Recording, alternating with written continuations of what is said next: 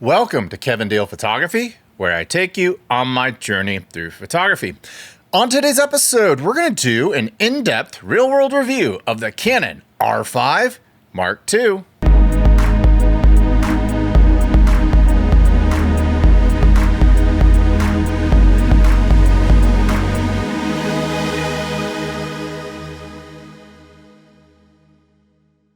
I'm pleased to announce the release of my Capture One and Lightroom presets, Metamorphic Portraits, The Sound of Silver, and Rangefinder.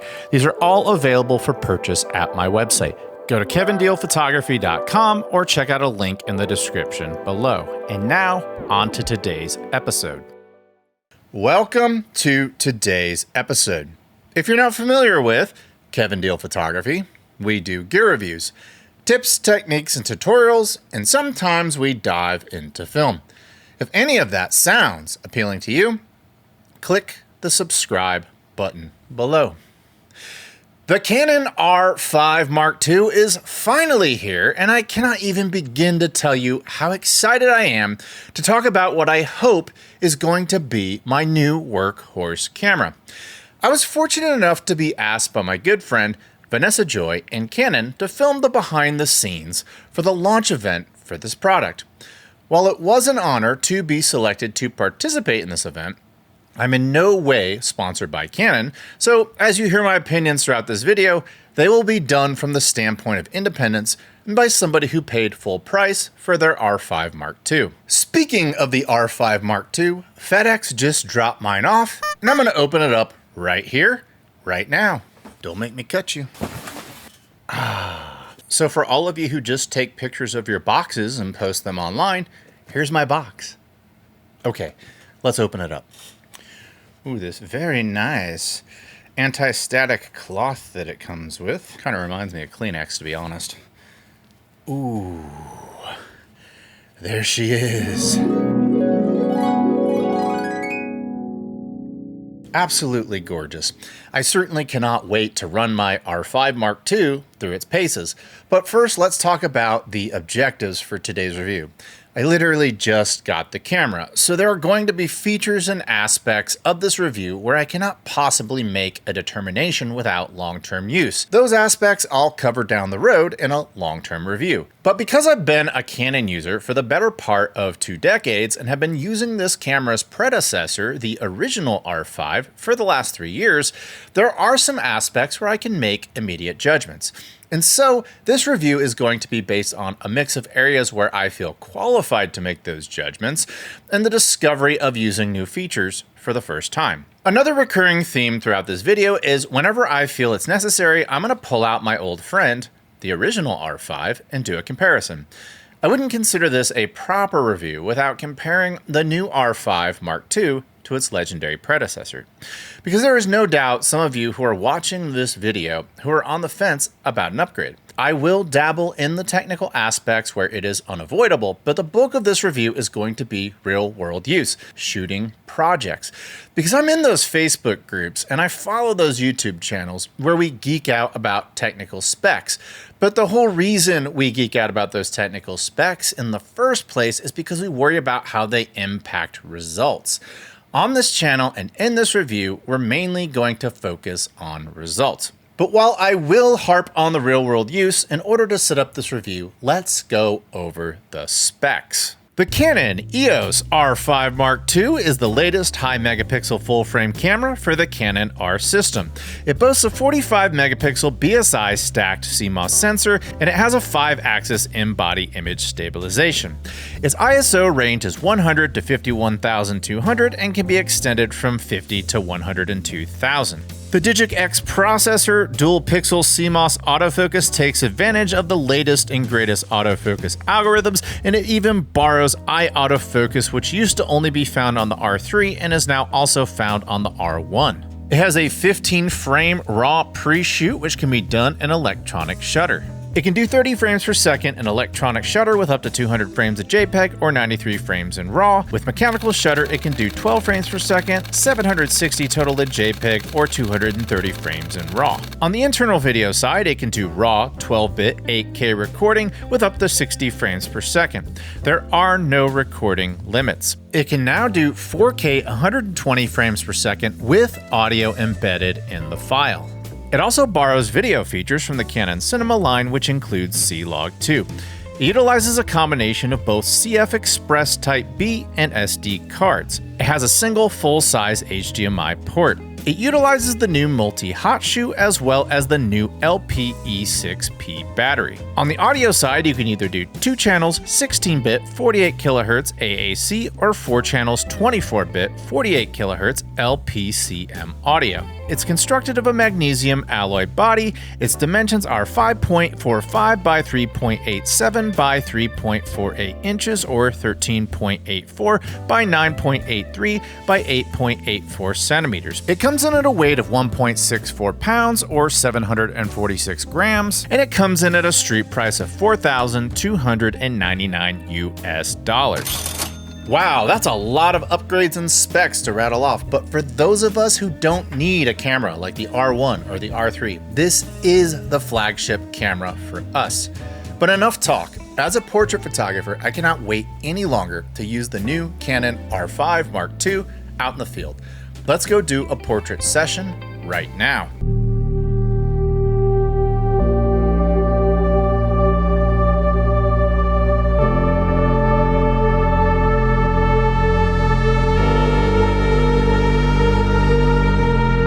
New to the R5 MKII is Register People Priority, where you can actually take a picture or import a picture of the person you want the autofocus to prioritize. I would imagine this feature would come in handy at weddings if you want to prioritize the bride and the groom, or maybe you just want the autofocus to focus on your kid at their basketball game. One of the features I was most excited about that they announced and brought over from the R3 is eye autofocus. It works just like it sounds. You look at something, you focus on it, you look at something else, you focus on that, and with a little bit of calibration, I find it works great. Another cool new feature on the R5 MKII is being able to use your flash with electronic shutter, and I'm also happy to report that my ProPhoto flash and my CODECS Flashpoint flashes work just fine, so if you use Broncolor, Westcott, or Elinchrom, I'm imagining yours will work as well. My primary reason for purchasing the Canon R5 MKII as a portrait photographer is I was hoping they improved the auto and autofocus, especially when it comes to tracking. I want my autofocus to be so sticky, so accurate, and follow my subject so well that I don't have to think about it at all. That allows me to reallocate my mental bandwidth toward things like composition, framing, my exposure triangle, whether or not there's flyer hairs on the model or cat hair on their black outfit. I found that when I shot through obstacles like tall grass and tree branches that the R5 MKII kept up and stayed locked onto my subject. I was also very satisfied with skin tones even at higher ISOs. You can see right here I did this at 4000 and I think this looks fine, and these files are totally workable in post.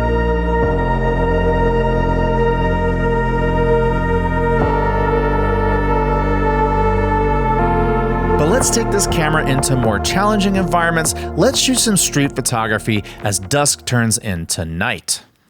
So I'm going to test out the R5 MKII for street photography. I'm going to, of course, use my ride or die focal length of 35 millimeters. It's a bit of a windy day. It's a bit of a rainy day. Kind of a good backdrop for street photography. And the reason I chose to do a street photography session for this episode is because I feel like I can test out the files. I'm doing it at a time of day where we're transitioning from dusk to nightfall. So we're going to be able to test out the high ISO, low lighting capabilities of the R5 MKII. And also, I think it's a good time to talk about the button layout and what's changed from the original R5, because not a ton has changed from the original R5 to the R5 MKII. The back buttons are pretty much the same. The front buttons are pretty much the same. They've only added a tally light, but one place where it is a little different is on the top. They've relocated the toggle, the power toggle, if you're looking down at it from the left to the right, and have changed it from a two-way toggle to a three-way toggle where lock is in the middle position. And then on the left side where that two-way toggle power switch used to be, it's now a transition between stills and video. And it's a seamless transition between stills and video. There's no blackout, and your settings can transfer over as well, which is kind of cool. But I think another reason why we should talk about the ergonomics is because it's about to get dark outside. And so if the buttons are not where I need them to be, that transition from the original R5 to the new R5 Mark II is not going to be a pleasant one. So that's definitely something we want to keep in mind. But let's get started. Let's shoot some street photography here in downtown Austin. It's probably going to rain, and we'll be able to test out this weather sealing. And yeah, let's just see what we can come up with.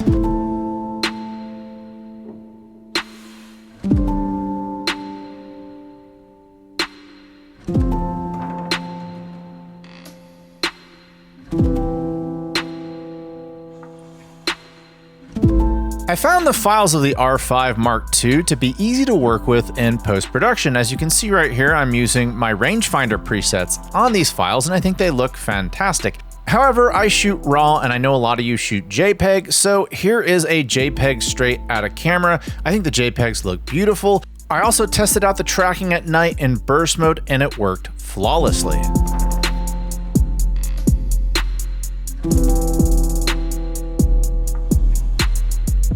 In addition to the AF locking on well at night, I found the EVF to be a great assistance during my session. I found the screen to be nice and bright, and it was easy to hone in on my subjects.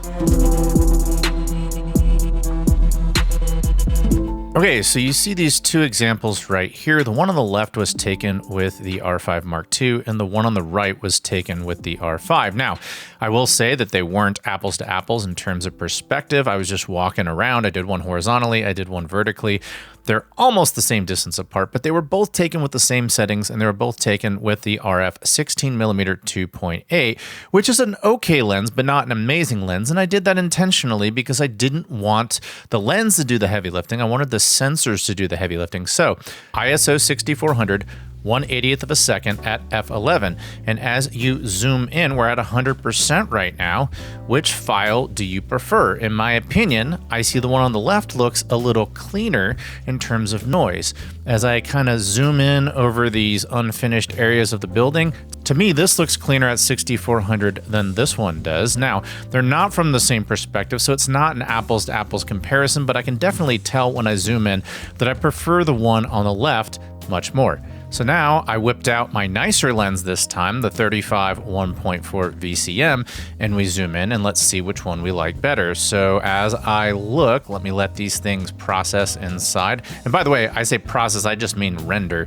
As I look at this, these are all unprocessed. There's no noise reduction software. What you see is what came out of camera and what is processed by Capture One. In my opinion, neither of these are amazing, but I definitely prefer the grain structure here on the left over the grain structure on the right. As I move over to the right, I guess I prefer the grain structure a little bit more here with the noise than over here.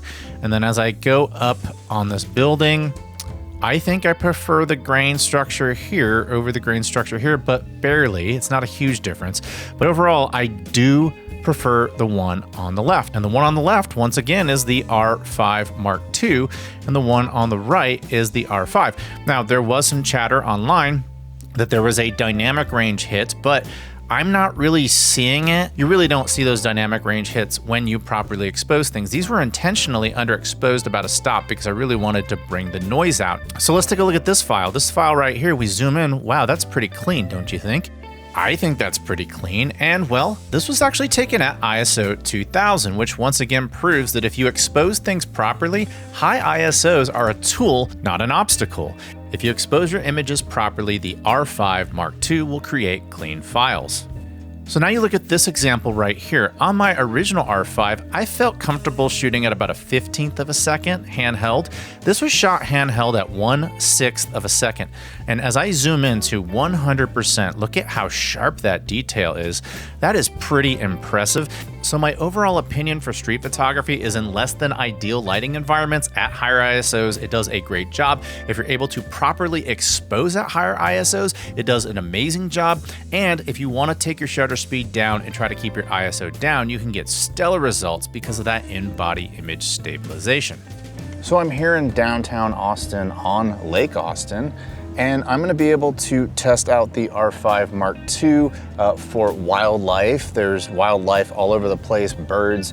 There's also kayakers, rowers, joggers across the lake. So there's gonna be plenty of opportunities for me to test out the autofocus, the buffer, and because in some situations I need to keep my shutter speed high and I'm using this 600mm f11 lens, it's gonna force me into those higher ISOs, which a lot of you wildlife photographers find yourself in anyways. And then something else to keep in mind is that for these situations where you do need the pre-shoot and some of the advanced capabilities of this R5 Mark II, they now have a new battery, the E6P, and there's some chatter right now about the fact that this doesn't work with third-party batteries and this and that, but I would caution you to take that with a grain of salt because this battery is only a few days old. The third-party manufacturers have yet to reverse engineer it and create their own.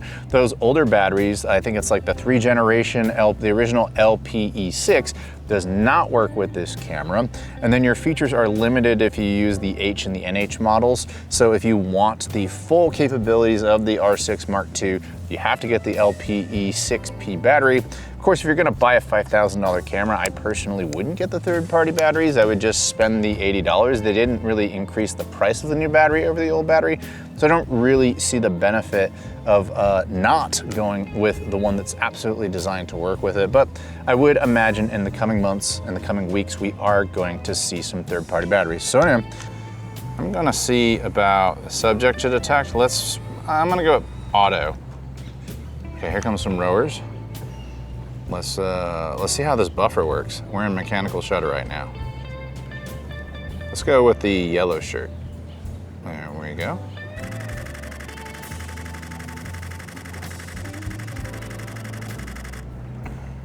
Okay. I saw a cool one where there was a splash that kicked up. Let's look at that. Buffer's being written. There's that splash. Bam. Let's work on the pre-shoot, pre-continuous shooting, enable. Here comes another boat. So another rowing boat. So here's some stuff going on. I'm holding down my autofocus. I'm not actually shooting yet, but it's doing the pre-shoot. So now I'm gonna let the buffer, okay, we're back up to 19 now. Now I'm gonna hold it down and I'm gonna fire. So everything that happened before that is now stored in here, and everything after that is stored in here. And that's of course great because if you see something and you're late to react, as long as you have the half press down, you're gonna capture it. So that's a cool feature. The birds were kind of just chilling and weren't really doing a lot of flying. I caught a little bit of flying here and there, them flying from one log to another log, but in general, they were just kind of chilling. And that gave me a chance to explore how pre-shoot worked. You see, when you use the AF on or back button focus, it actually doesn't engage this feature. You have to half press the shutter. And so if I didn't really feel like the bird was doing anything, but I wanted to stay locked onto it, I could just hold down the AF on button while I kind of looked around at my surroundings to see if there was anything else developing. And then if I could sense that the bird was getting ready to start flying, that's when I would half press the shutter. And I felt that that method served me best. Now, I am not a wildlife photographer, so if you have better methods, feel free to share them down below. But as a portrait photographer who's trying his hand out with this new feature at wildlife, I found that this method worked pretty well. Another feature new to the R5 Mark II is action priority. And what action priority is it'll take a specific sport, and in this case we have soccer, but you can also do basketball and volleyball, and it predicts where the ball is going to go. In my limited experience using it so far, I find that in general, in normal circumstances, it works pretty well, but if you have obstacles like nets or anything else get in the way, it can challenge the abilities of this feature. I also used electronic shutter to shoot skateboarding because there's a skate park right next door, and I thought it did a fantastic job. And for action, for fast auto tracking, I gotta say, the R5 Mark II did an impressive job. But let's shift gears to what is perhaps the biggest upgrade to the R5 Mark II, and that is video. I'm actually recording myself on the R5 Mark II for the very first time. And you can see a few different things on the back display now, and it is a little windy, so I apologize, but some new things you're gonna see on the back display. For one, in the upper left corner, it actually shows you the amount of time you have left on your card, and unlike the original R5, it gives you more than that standard 30 minutes, which, let's be honest, sucked on the original R5.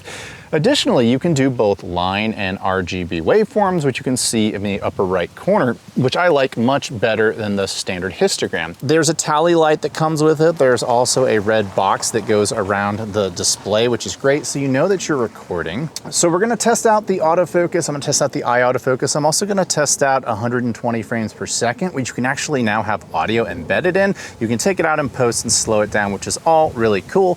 Another thing that initially plagued the original R5 was airflow and temperature. Happy to report there are now vents built into the R5 Mark II, and you can also purchase a battery grip with a fan. Something new to the R5 Mark II that I have in my R8 and absolutely love is Movie Servo AF. When you enable this and you go to detect only, it will only focus on my eye. So as you can see right here, it's just focusing on my eye no matter what I do. And the reason why this is significant, if you are a vlogger and you go inside and outside of the frame and your camera starts focus hunting the second you leave the frame, when you have it in the detect only mode, it's just going to look for you and you only. That's pretty cool. Also brought over from the cinema line is false color, and when you turn false color on, you can see everything going from that dark purple for your black blacks to your green for your middle gray, and you also have red for when your clips highlight. So as you can see, when I go from my bathroom with a closed door all the way to outdoors without changing the settings, you can see how it impacts exposure. This is super important if you're out in the field and you're having a hard time viewing your monitor. Your false colors can let you know what's going on. On the original R5, especially with ultra wides, rolling shutter was definitely an issue, as you can see right here. Now, with the new stacked BSI CMOS sensor, you can see on the R5 Mark II that rolling shutter is definitely more controlled using the exact same settings. On the video side, the R5 Mark II is incredibly rich in terms of codecs and the ways that you can record. It can do RAW, SRAW, H.264, H.265. There's so many different combinations you can record in. You can record 8K RAW, 60 frames per second internally. You can record high speed up to 240 frames per second. You can even embed audio into 120 frame per second 4K. You can take that 120 frames per second and watch it at normal speed, or you can slow it down later. Then there's perhaps the biggest prize for all you post-production geeks, and that is C-Log 2, which gives you so many possibilities when it comes to color grading. So video is one of the biggest reasons you would take a look at the R5 Mark II, and man, we've had a lot of stuff we've gone over in today's episode. So let's go back to my studio and let's talk about the pros and cons and who should buy and who should avoid this camera. So now that I've had some time under my belt with this R5 Mark II, what are my thoughts? I definitely have some, and let's get right to the pros. The main selling feature of this camera, speed. It's all about speed. Whether we are talking about the buffer or tracking, this camera is a hit. That's the selling point. When I go back and scroll through my stills, I feel like I'm watching a movie. So in terms of frames per second, I'm a happy portrait photographer. As long as the buffer rate is to your liking, with pre-shooting RAW, I think a lot of wildlife photographers are going to take a serious look at this camera. Because of the fast performance combined with the high megapixel count, it's going to make this an attractive option for those who need to crop and print. The face registering, the same way your iPhone recognizes faces, but in the case of this camera, it prioritizes those faces when it's applying autofocus.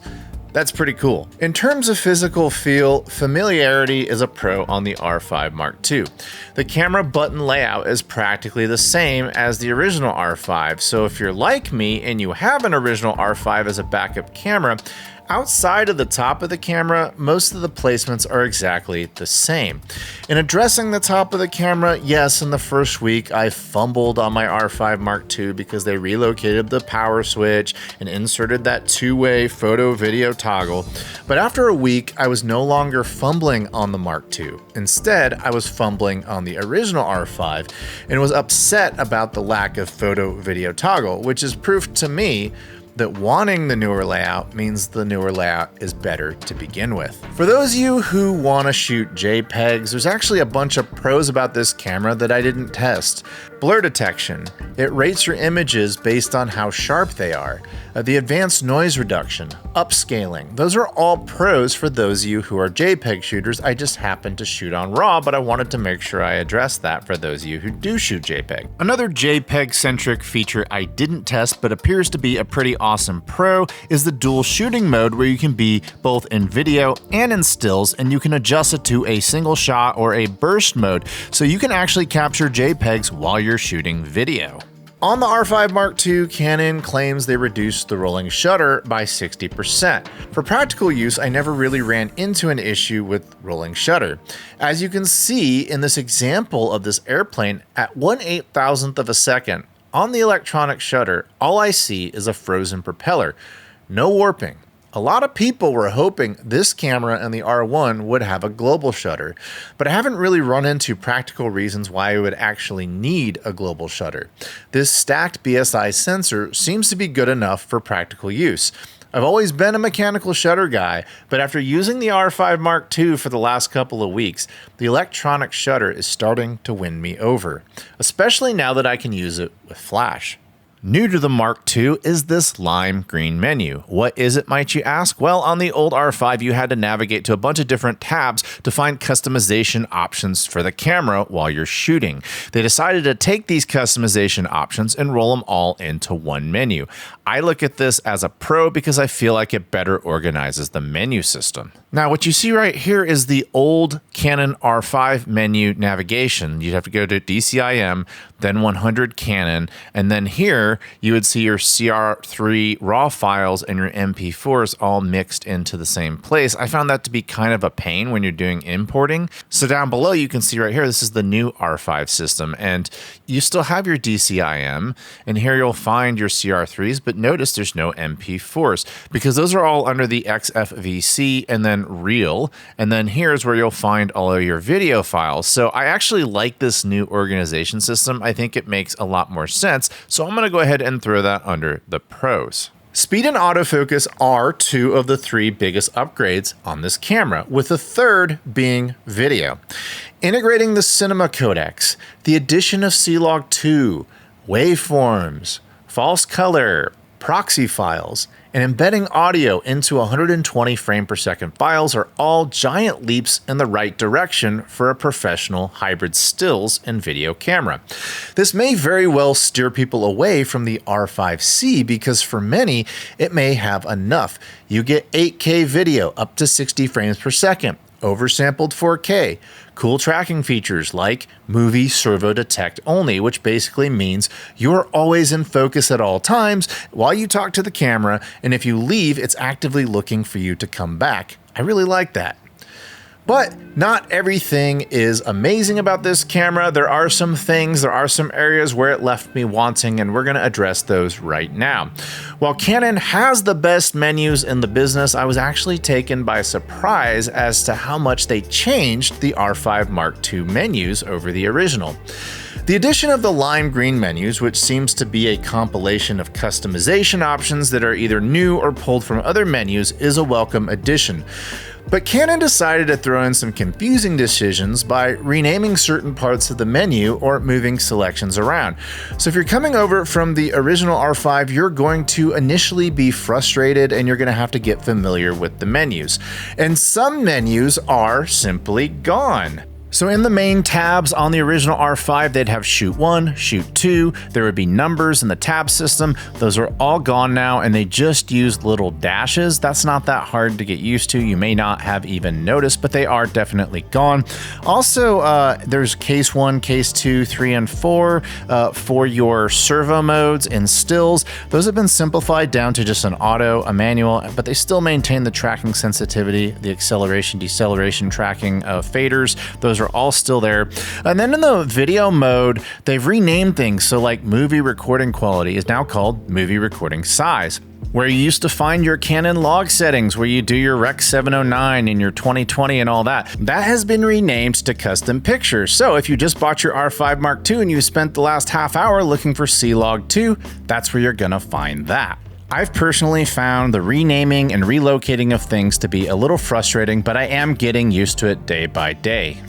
Action priority, while a cool new feature, I feel like it's lacking and it needs more sports. American football, tennis, hockey, track and field. I mean, really, think about a relay with athletes who are running and they're passing the baton. How does the autofocus know that they're passing the baton from the first leg to the second leg to the third leg and so on and so forth? And so we need a little bit of AI integration there. And I also think about swimming. You think of the breaststroke. When you're doing the breaststroke, you go underwater and you go above water, and then you go underwater and you go above water. So having the ability to track a swimmer, and then also when they kick off the wall, they go under the water again. So I would like to see further investment. While I do think that where they started is good, I don't think it's enough, and I think that they need to push this feature to the next level. Now, one thing I did think was going to be a con, but ended up not being a con, was the new hot shoe cover. I saw some initial reviews where people were complaining about getting it on and off, but I found out after a couple days that if you just press down on the tab with your thumb, it gently slides back and then it gently slides back into place. So this is not that big of a deal if you know how to use it. If you try to forcefully take it off incorrectly, it's going to be a pain. So that's just something to keep in mind. You should keep this on your camera whenever possible, because the hot shoe is the most vulnerable place when it comes to rain. It does make this camera weather sealed, and don't lose this hot shoe cover because it looks like a replacement costs about $20. For those of you who wanted crazy improvements on the dynamic range, you really didn't get it. The files look pretty close to the original R5, maybe marginally better. Now, if you're like me and you're using the original R5 not only as a backup, but alongside your new R5 Mark II for weddings and events, that's actually a good thing because your editing will be similar. The files essentially look the same. But as an owner of a Fuji GFX 100S, who sees the potential of a sensor with insane dynamic range, I feel like those of you who are hoping for a much better sensor are going to feel a little let down. After all, the original R5 is 4 years old, and if this sensor kind of looks like the original R5, then it kind of looks like a 4-year-old sensor, which means for those of you who wanted a much better sensor, you may have to wait at least another 4 years. While I did praise Canon for integrating cinema features into this camera, I can't help but be a little bit disappointed that they didn't include monitoring support for lenses that see natively in a different format, like anamorphic lenses do.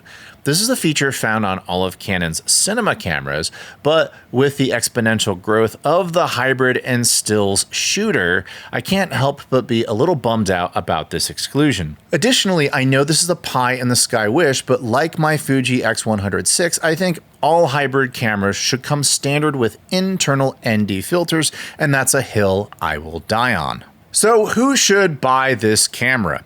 If you need speed, if you need much better video features than the original R5, this camera is a no-brainer. Wildlife photographers, commercial photographers, portrait photographers, wedding and event photographers, and sports photographers who may not have the R1 budget, I think this camera is a worthy upgrade for all of you. Who should avoid buying this camera? If you were hoping for that huge dynamic range boost, this upgrade may be underwhelming. If you shoot landscapes, there's probably not a whole lot in this camera outside of maybe upscaling that's attractive to you. If you're on a strict budget, the chances are that the original R5 is dropping in price right now, and it's the best time to buy. So now to the main question for myself. Is this camera going to be my new workhorse? I shoot portraits, weddings, commercial, and events. And frankly, some of the new features in this camera make me want to shoot wildlife. That is until I look at the RF 100 to 300 2.8 price. But I find myself getting more video work in addition to the fact that I run this YouTube channel. So to the question of, will this camera be my new workhorse? Hell yes. Unless something insane comes out in the final fiscal quarter of 2024, this may very well run away with Camera of the Year. That does it for today's episode. I want to thank each and every one of you for sticking through this review today. I know it's a long review and a long video, longer than most of my videos, so I do appreciate that. Are you buying the R5 Mark II? Tell me about that in the comments below.